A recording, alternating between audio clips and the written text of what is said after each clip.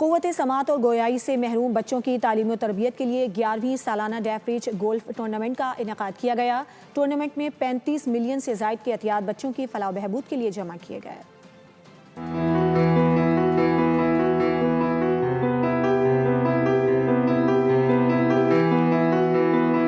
क़ुव्वत समाअत और गोयाई से महरूम बच्चों के लिए डेफ रीच का ऐसा इक़दाम 11वीं सालाना डेफ रीच गोल्फ टूर्नामेंट का इनेकाद। क़ुव्वत समाअत और गोयाई से महरूम अफराद के लिए फंड रेजिंग की गई। डेफ रीच के बानी रिचर्ड गैरी का कहना था कि गुज़िश्ता कई बरसों से डेफ रीच स्कूल क़ुव्वत समाअत और क़ुव्वत गोयाई से महरूम बच्चों की तालीम जिंदगी बेहतर बनाने के लिए खिदमत अंजाम दे रहा है।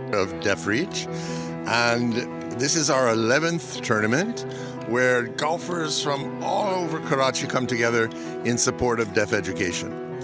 And Def Reach is established as an educational facility to provide education, skills training, teacher development, parent training, and ultimate employment for deaf children. तकरीब में शरीक शुरका का ये भी कहना था कि क़ुव्वत समाअत और गोयाई से महरूम अफराद की तालीम तरबियत समाज में इन्हें बेहतर मकाम दिलवाने के लिए डेफ रीच बेहतरीन खिदमत अंजाम दे रहा है। We are fundraising volunteers for Deaf Reach.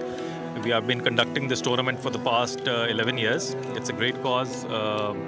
Kids with disabilities, I mean, there can be nothing greater than a cause like that, because all of us have children at home, so we kind of understand how tough it can be. एक organisation है जो मेहनत कर रही है और I think तमाम लोगों को जितना बढ़ चढ़ के सपोर्ट कर सकते हैं वो करना चाहिए, क्योंकि not everybody is as privileged as some of us are, so we are blessed and we should try and contribute as much as we can. So ये दिस हैपेंस एवरी ईयर, जैसे आप देख रही हैं कि 11वां साल है, so that helps in improving the quality of education that Richard and his family is providing. Golf tournament में 130 से ज़ायद खिलाड़ियों ने शिरकत की। इख्तितामी तकरीब में क़ुव्वत समाअत गोयाई से महरूम बच्चों के लिए 35 मिलियन के अतियार जमा किए गए। तकरीब में शुरका का पैगाम था, हमें खुसूसी अफराद को समाज का हिस्सा बनाने के लिए अपना किरदार अदा करना होगा। कैमरामैन नज़ाकत अली के साथ मरियम हसन, बोल न्यूज़ कराची।